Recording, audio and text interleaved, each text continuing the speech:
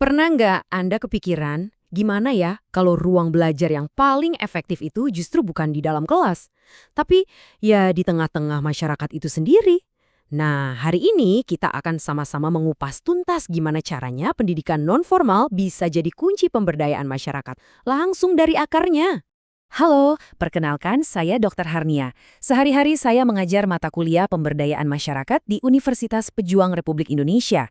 Senang sekali, dalam beberapa menit ke depan, saya bisa memandu Anda untuk memahami sebuah konsep yang menurut saya sangat penting dan powerful. Oke, ini dia agenda kita. Kita mulai dari dasarnya dulu, fondasinya. Terus kita akan bedah pendekatan kuncinya, yaitu andragogi. Setelah itu, kita lihat gimana sih prakteknya di lapangan. Dan terakhir, tentu kita juga akan bahas tantangan dan solusinya. Siap ya? Yuk kita masuk ke bagian pertama. Kita mulai dari pertanyaan paling mendasar. Kenapa sih belajar langsung di tengah komunitas itu punya kekuatan yang begitu besar untuk pemberdayaan? Jadi apa sebetulnya pembelajaran masyarakat itu? Gampangnya begini, ini bukan sekolah formal. Ini adalah sebuah proses di mana komunitas itu sendiri yang pegang kendali.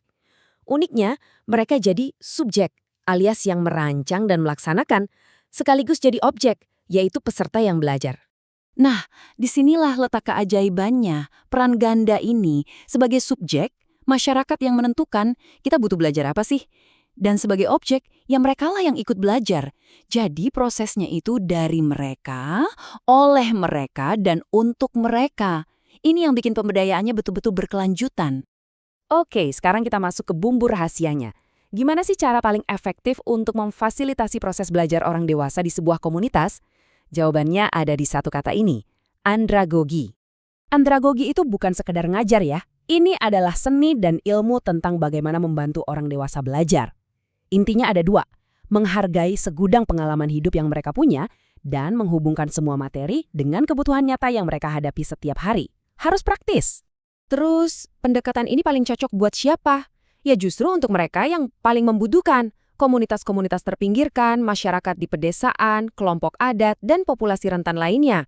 Tujuannya cuma satu, memberikan mereka kail, bukan sekedar ikan, agar mereka bisa mandiri. Untuk bisa menerapkan andragogi, kita harus paham dulu siapa yang kita hadapi. Orang dewasa itu unik. Mereka punya segudang pengalaman kan? Mereka belajar bukan buat ujian, tapi buat menyelesaikan masalah nyata.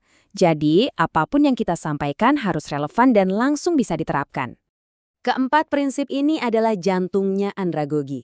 Pertama, pengalaman mereka itu bukan kertas kosong, tapi sumber daya belajar yang luar biasa. Kedua, motivasi terbaik itu datang dari dalam diri mereka sendiri. Ketiga, mereka baru siap belajar kalau mereka merasa butuh. Dan terakhir, fokusnya harus selalu pada problem solving, bukan sekedar teori. Oke, teorinya sudah cukup jelas ya. Sekarang, mari kita lihat gimana semua konsep keren ini benar-benar diwujudkan di lapangan. Gimana sih wujud nyatanya? Nah, ingat ya, kuncinya ada di komunitas itu sendiri. Supaya programnya jalan dan bertahan lama, masyarakat harus aktif mengambil 3 peran krusial ini. Pertama, mereka jadi fasilitator, memandu proses belajar. Kedua, mereka penyedia sumber daya. Ini bisa berupa tempat, alat, atau bahkan kearifan lokal. Dan yang paling penting, ketiga, mereka menciptakan lingkungan yang suportif. Jadi semua orang merasa nyaman dan semangat untuk belajar bareng. Bentuknya bisa macam-macam, Leo. Anda mungkin pernah dengar Pusat Kegiatan Belajar Masyarakat atau PKBM. Atau mungkin pernah ikut lokakarya keterampilan di lingkungan Anda.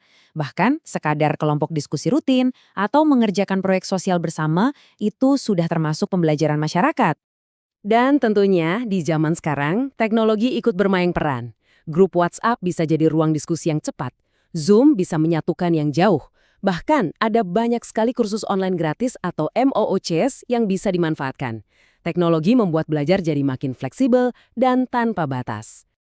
Tentu saja perjalanannya tidak selalu mulus, pasti ada tantangan. Tapi yang lebih penting dari sekedar tahu tantangannya adalah gimana kita bisa kreatif mencari solusi untuk setiap hambatan yang muncul. Coba kita lihat tabel ini.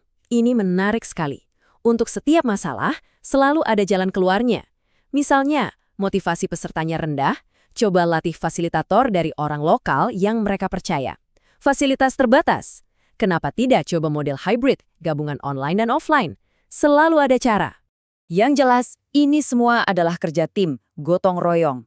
Pemerintah perannya menyediakan regulasi dan dukungan dana, ibaratnya membangun jalan tolnya. Nah, LSM dan lembaga-lembaga nonformal lainnya jadi kendaraan yang memastikan programnya sampai langsung ke masyarakat yang membutuhkan. Pada akhirnya, semua usaha ini, semua konsep yang kita bahas mengerucut pada satu tujuan mulia, menumbuhkan kemandirian, memberdayakan masyarakat agar mereka bisa meningkatkan kualitas hidup mereka sendiri dengan bekal pengetahuan yang mereka gali dan kelola bersama. Sebagai penutup, saya ingin meninggalkan sebuah pertanyaan untuk kita renungkan bersama. Dengan semua kemajuan teknologi dan peluang kolaborasi yang ada saat ini, kira-kira langkah inovatif apa lagi ya yang bisa kita lakukan bersama untuk memberdayakan lebih banyak lagi komunitas di luar sana? Terima kasih.